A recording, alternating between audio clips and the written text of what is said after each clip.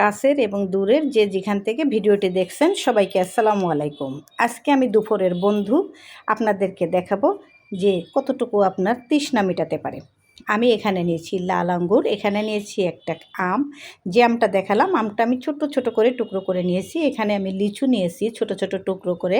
এখানে লিচু, এটা হচ্ছে কালো আঙ্গুর, আর এটা হচ্ছে আম। তো এটা আমি এখন নিয়ে ফ্রিজে রেখে দেবো 1 ঘন্টা। এখন আমি 2টা গ্লাস নিয়েছি। এখন এখানে আমি প্রথম চিনি দিয়ে নিলাম। প্রথম আমি প্রতি 2 গ্লাসেই আমি 2 চামচ 3 চামচ করে চিনি দিয়েছি। যে যেরকম মিষ্টি খায় সেরকম দিতে হবে। আর আমি ফ্রিজের ঠান্ডা পানি এখানে অ্যাড করলাম। প্রথম চিনি দিলাম, তারপরে আমি ঠান্ডা পানি অ্যাড করলাম। ফ্রিজের থেকে বের করে আমি ঠান্ডা পানিটা দিয়েছি। তো এই ঠান্ডা পানি দেওয়ার পরে আমি এখানে প্রতিটা উপকরণ একটা একটা করে এর ভিতরে দেব। প্রথমে যেটা দেব সেটা আমি প্রথম লেবুর রস দেব পানির ভিতরে। এই ঠান্ডা পানির ভিতরে আমি লেবুর রস দিয়ে দিলাম। এখন যেটা দেব সেটা হচ্ছে আমি যে জিনিসগুলো কেটে নিয়েছি সেইগুলো সব একে একে এর ভিতরে দেব। তার কারণ আমার বাসায় আমার ছোট ছেলে কোনো ফল খেতে চায় না, তো আমি এই পদ্ধতি করে তাকে ফলগুলো খাওয়াই। তো প্রথম আমি কালো আঙ্গুরগুলো দিলাম। 2 গ্লাসেই আমি কালো আঙ্গুরগুলো দিয়ে দেব। দেওয়ার পরে এখন যেটা দেব সেটা হচ্ছে আমি লিচুগুলো দেবো। আমি কিন্তু এই ফলগুলো কেটে 1 ঘন্টা ফ্রিজে রেখে দিয়েছিলাম। এখন আমি যেটা দিলাম সেটা লিচু দিয়ে দিলাম। লিচুগুলো আমি এর ভিতরে দিলাম।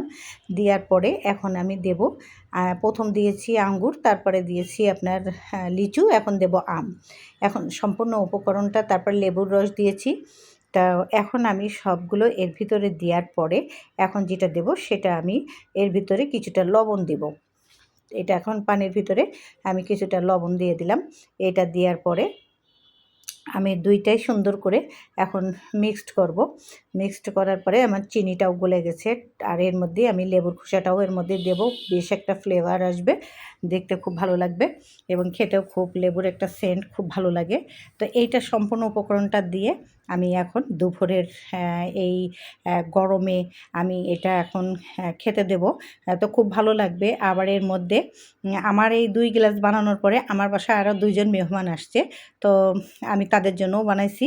তো এরকম করে আপনারা শরবতটা করে খেয়ে দেখবেন। আর এই আমটা কিন্তু হচ্ছে একেবারে শক্ত না, আবার একেবারে নরম না, বেশ একটু শক্ত শক্ত। তো এইভাবে আমি শরবতটা বানিয়ে এখন দুপুরে সবাইকে দেবো খেতে। আমি 2 গ্লাস আগে রেডি করে নিয়েছি। তো বন্ধুরা এরকমভাবে খেয়ে দেখবেন যে কত টেস্ট। ঠান্ডা গরমের জন্য খুবই আরাম। যে গরম পড়েছে এই গরমে এই শরবতটা খেলে খুবই ভালো লাগবে এবং তৃপ্তি সহকারে জিনিসটা খাওয়া যাবে, ফলটাও খাওয়া হবে, আবার শরবতটাও খেয়ে অনেকটা ঠান্ডার গরমের থেকে ঠান্ডাটার একটু অনুভব করা যাবে। তো এইভাবেই আমি এই শরবতগুলো করেছি, আর এইভাবেই আমি বাড়িতে করে দিই সবাইকে খেতে। তো এইভাবে আপনারা বাড়িতে এইভাবে শরবত বানাই খেয়ে দেখবেন কত ভালো লাগে। আমার ইউটিউবে একটা চ্যানেল আছে বেবি কুকিংস, সেখানেও আমি মজার মজার রান্না ছাড়ি। ওখানেও আপনারা একটু ঘুরে আসবেন। আর আপনারা এইভাবে অবশ্যই এভাবে করে খেয়ে দেখবেন, খুব ভালো লাগবে। তো আমার বাসায় যে 2 জন মেহমান আসছে তাদের জন্য আমি আরও 2 গ্লাস করে দিয়েছি। তো তারাও খেয়ে খুবই আনন্দিত যে এইটা কোন পদ্ধতিতে করলেন একটু দেখাই দেন, আমরাও এরকম করে খাবো। তো তারাও খুব খুশি, খেয়ে খুব তৃপ্তি পেয়েছে। তো এইভাবেই আমি শরবতটা করি। তো যদি আপনাদের এরকম ভালো লেগে থাকে তো আপনারা লাইক শেয়ার কমেন্ট করে দেবেন। আসসালামু আলাইকুম ওয়া রাহমাতুল্লাহি ওয়া বারাকাতুহু।